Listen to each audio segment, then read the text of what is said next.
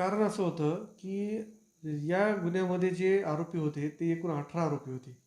या गुन्ह्यामधले जे आरोपी आहेत, यांच्यावर विविध पोलीस स्टेशनला तेलंगणा आहे, हैदराबाद आहे, अजून कुठं म्हणजे महाराष्ट्रात आहे आणि महाराष्ट्राच्या बाहेरही. प्रत्येकावर 8-8, 5-5, 6-6, 10-10 गुन्हे. ते पण एक्स्टॉर्शन, दरोडा, त्यानंतर 302, 307 अशा प्रकारचे विविध पोलीस स्टेशनला गुन्हे नोंद होते.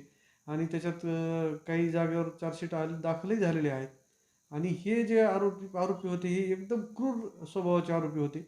यांनी ज्यावेळेस त्याच्यावर हल्ला केला, त्यावेळेस एकूण त्याच्यावर 15 स्टॅबिंगचे वार आहेत. म्हणजे इतका ब्रुटल त्याचा मर्डर करण्यात आला. आणि हे जे मॅटर आहे, ते हे महाराष्ट्रात थोडंसं वेगळं असं आहे, की याच्यामध्ये आत्तापर्यंत महाराष्ट्राच्या इतिहासामध्ये, महाराष्ट्राच्या म्हणण्यापेक्षा मला महाराष्ट्राबद्दल नाही सांगता येणार, पण मराठवाड्याच्या इतिहासात 14 आरोपींना एकदम शिक्षा कधीच आलेली नाही यापूर्वी. 7 ते 8 पेक्षा जास्त लोकांना जन्मठेपेची शिक्षा आजपर्यंत आलेली नाही. हे जे माझ्या माहितीत आहे तेवढं मी सांगू शकतो.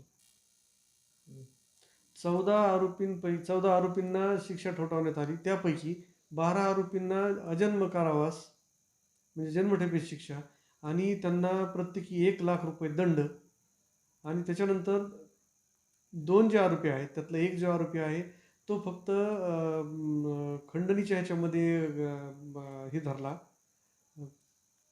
तर त्याला फक्त 3 वर्षाची शिक्षा आहे त्याच्यामध्ये, त्या खंडणीच्या गुन्ह्यामध्ये. त्याला फक्त 6 महिने आणि ₹500 दंड शिक्षा करण्यात आली. आणि दुसरा जो आहे, ज्यांनी हार्बरिंगमध्ये त्या आरोपींना पळून जाण्यासाठी मदत केली होती, तो बब्बर खान, गुल मोहम्मद खान.